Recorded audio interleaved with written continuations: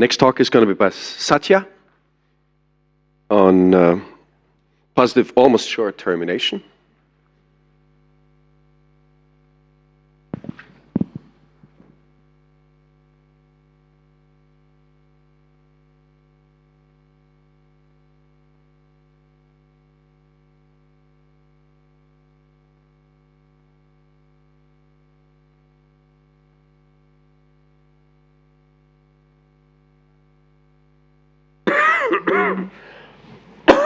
You're done, I'm going to take mine. Yeah, I know.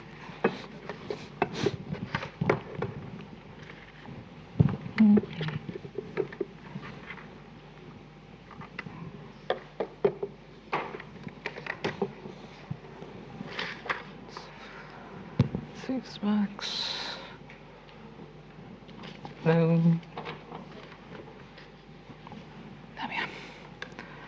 Okay. Hello? Yep. Okay. Hi everyone, I'm Satya. I'm here to talk about positive almost-sure termination. I'm going to talk about what it means. I'm going to give the complexity of it, of deciding it, and I'm going to talk a little bit about a few techniques you could use to prove that your program is positive almost-surely terminating, right? So, our setting is that of a probabilistic Turing-complete programming language with binary, probabilistic, and non-deterministic choice. This means that in our program, the programming language allows for precisely two options at probabilistic and non-deterministic operators. And we resolve non-determinism in our language using schedulers F. This is just standard semantics of probabilistic languages, right? And in this world, there are three notions of termination that have been studied in the literature. The first is almost-sure termination, under which the termination probability of the program is 1, no matter how the non-determinism is resolved. The second is positive almost-sure termination. This is what we take a look at.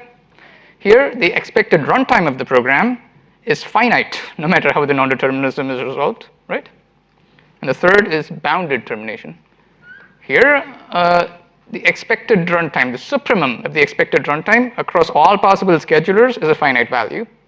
And it looks a lot like positive almost-sure termination, except that the quantifiers are swapped, right? And now notice the subset relations over here. This means that there are certain programs that are passed but not asked. There are certain programs that are BAST but not passed. And we'll illustrate this with a simple example. I call this example the long tail end, and this is because this over here, these two states from DEC to this terminal state, this is the tail end, and the length of this tail end depends on the scheduler. So in this program, the executions are initiated at this state P, the probabilistic state, with the single program variable n being 1. From P, with probability half, you get to the terminal state immediately. And with the remaining probability, you get to this non-deterministic state ND. From ND, well, the scheduler can either choose to move the execution back to P or move it to the tail end loop over here, all right? And when the scheduler moves the execution back to P, it quadruples the value of n. Now, consider the scheduler that once it gets to ND, for the first n times it's in ND, it moves the execution back to P, and the last time it moves the execution to DEC, to the long end tail loop, right? Under the scheduler, the one execution that goes over here to P, then to ND, then back to P, m times, and then reaches DEC, would set a value of, the value of n when this execution reaches DEC would be 4 power m, right? Meaning the length of the tail end loop over here would be 4 power m, meaning that the expected runtime of the program under the scheduler would be 4 power m by 2 power m. It's at least 2 power m, meaning that the expected runtime of the program depends on the scheduler, and importantly, meaning that the program is not BAST, because there is no supremum expected runtime, no finite supremum over the expected runtime, right? However, this program is definitely passed because the single remaining scheduler would just keep the execution between P and ND. So because it just keeps the execution between P and ND, it never reaches the tail end loop, and the expected runtime is bounded above trivially by a small constant. So this program is passed but not BAST. And now that we've motivated how that pass is a bit different, we move on to our first contribution, which is a complexity result, where we show that deciding PAST is pi11 complete. And this is a significant jump up in terms of difficulty from the other two notions of termination that I've just described. So, well, what does all of this mean? What does it mean that PAST is in pi11? Well, to talk about that, let me talk a little bit about the arithmetical hierarchy. The arithmetical hierarchy is a hierarchy of undecidability. This means that every level of the hierarchy contains problems that are more undecidable than the levels under it, right? So at the bottom of this hierarchy are all the decidable sets. Over here you'll see all the recursively enumerable sets, that's sigma 0, 1. Co-RE sets are pi 0, 1, and these guys are just more undecidable than these, right? As an example, well, the classical halting problem is here at sigma 0, 1. AST is here and BAST is here, meaning that these are both already harder than the halting problem.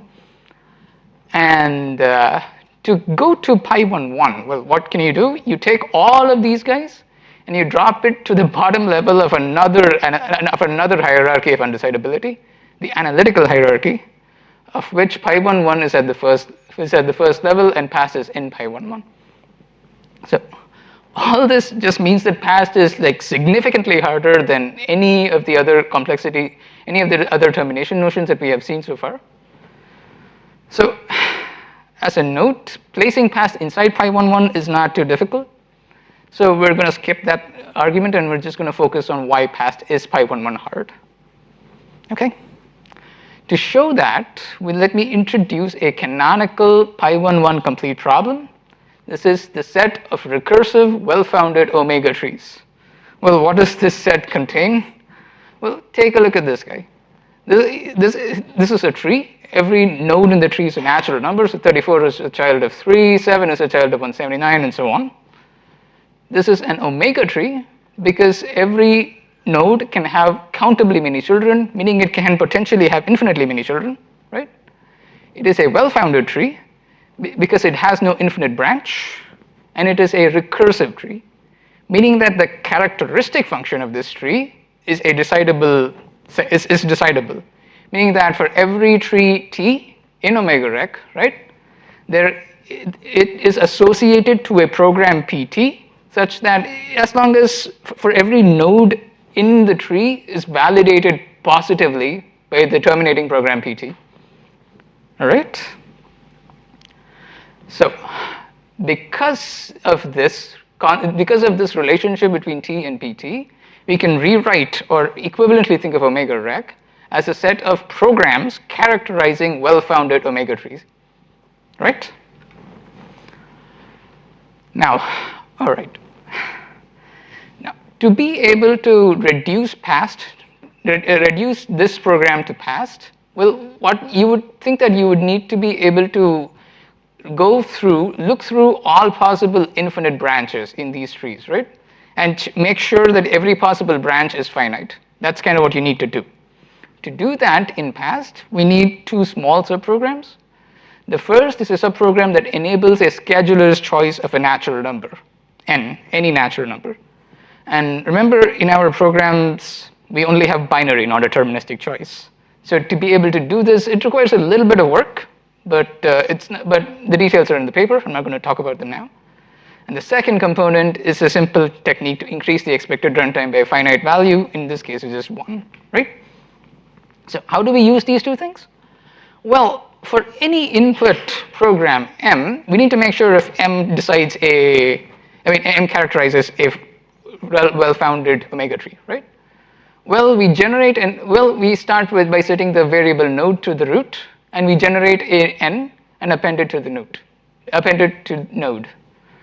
What this does is it takes a potential child of node and then checks if this node is in the tree characterized by m.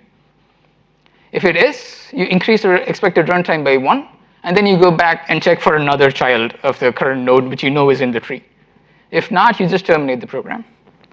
So what happens if this program over here is not passed?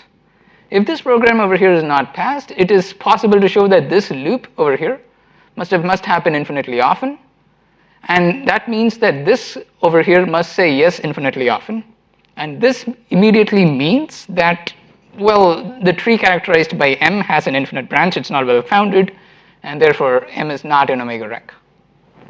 And this is kind of the base of why past is pi11 hard. All right. Now, we noticed that as we worked the proof out, the only probabilistic branching we needed in our proof was like this, where in the left branch you do nothing, and in the right branch you immediately terminate the program execution, right? So, and this is a strange proof, a strange kind of program syntax. We call these kind of programs Knievel form programs after Evel Knievel. And because of pi11 completeness, we have a procedure that transforms programs to Knievel form in a way that preserves past. Meaning that as long if the original program is passed, the transformed program in Knievel form is also passed. And we know that this procedure exists, right? And because of this, we are able to motivate the second contribution, which is a sound and complete proof technique for past in Knievel form. Right? So how does this work? Well, let's start with some basics. All right, let's start with ranking functions for deterministic termination. Take a look at this particular program where x is n, and it's just x is reduced until x becomes 0. And take a look at the function f of f from the set of states to some real number, which just takes the value of x in each state and outputs that value, right? This function is something that decreases by 1 in each execution step. And these are called ranking functions, and ranking functions are known to certify termination of deterministic programs. All right? Now, we have in the literature generalization of ranking functions for the probabilistic case, which are called ranking supermartingales, which are also mappings from the state space to the reals that reduce by 1 in each execution step. And these have been shown to be sound and complete for BAST. Okay? Now, ranking supermartingales are incomplete for past. And why is that? Well, take a look at the long and tail loop program I just talked about. And here, as I mentioned, because of the scheduler that loops between P and ND m times and then goes to DEC, there is a path from P to DEC and then to a terminal state in 4 power m steps over here, right? Now, if a ranking function were to exist for this, the terminal state would have to be given a value 0, and the DEC state would have to be given a value of 4 power m, and meaning that the state P must be given a value of at least 2 power m. And this is true for every m, which is not possible, meaning that P cannot be assigned a real number. Right? However, if you think about it a little, the transfinite ordinal omega kind of measures P quite well, right? Because any possible DEC for any possible value of n can be given the value 4 power n. And from P, you know that you reach DEC with some value of n in bounded amount of time, because from P to get to DEC, you just need to get out of this loop, which does not require infinite amount of time, right?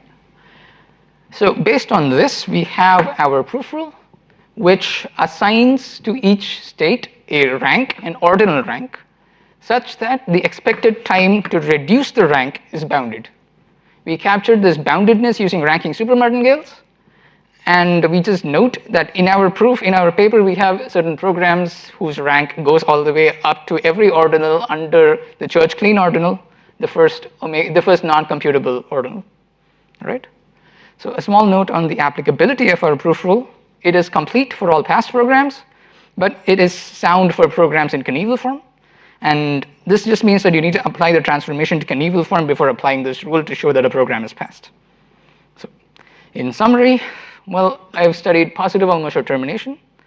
we've shown that, well, the complexity of deciding past is pi11 complete, and we've presented sound and complete proof rules for this. Thanks for your attention.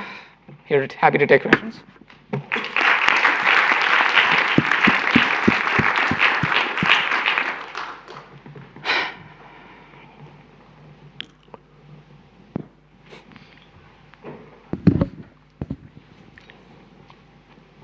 Hey, thanks.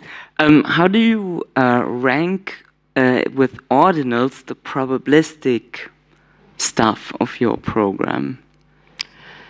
We don't. I mean, so as in the probabilistic stuff is more or less. So here, Can you show the right? program? Can you show the your program? Of course. Yeah. Yeah.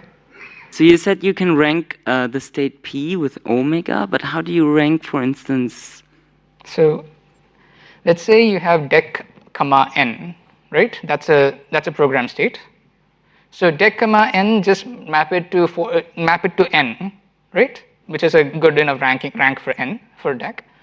For p, map it to omega, such that, well, the rank of the required time to reduce the rank from omega to dec is bounded, right? Because getting from p to dec is the overall probability of just escaping is the same as the probability of escaping these sets, right? And this is a bounded value. Let's say that dec also had a probabilistic choice whether to. No, from dec onward. In this particular example, Okay. dec does not have a probabilistic choice. If it did, we'll have to do something different. Okay. But in this case, we don't have to think about it. This is an illustrative example. We have better ones in the paper. Thanks.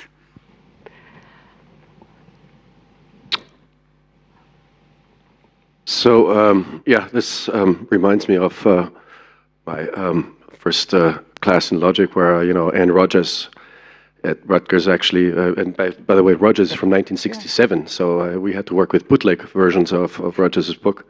She said, like, aren't you interested not only in how that it's undecidable, undoable in practice, but also how undecidable it is, right? Yeah. So coming back to the pi11 completeness, and the combination of probabilistic and non-deterministic computing is very hard. So can you just tell us a little bit about what the story is then? If you take the non-determinism out, would the whole thing fall down into the without non-determinism, past and BAST coincide, right? Because the non-determinism is what makes past a lot harder than BAST. So take the non-determinism out and they all become arithmetical. They don't become easy, but they become arithmetical. Yeah. And the other way around, if you only have non-determinism, well, it depends on how much non-determinism you have. If you have unbounded non-determinism, it remains pi11 complete. If you have bounded non-determinism, it reduces to the halting problem. Okay. Well, yes. Thank you. Welcome. So maybe it's not as bad as after all. Yeah. Yeah. Questions?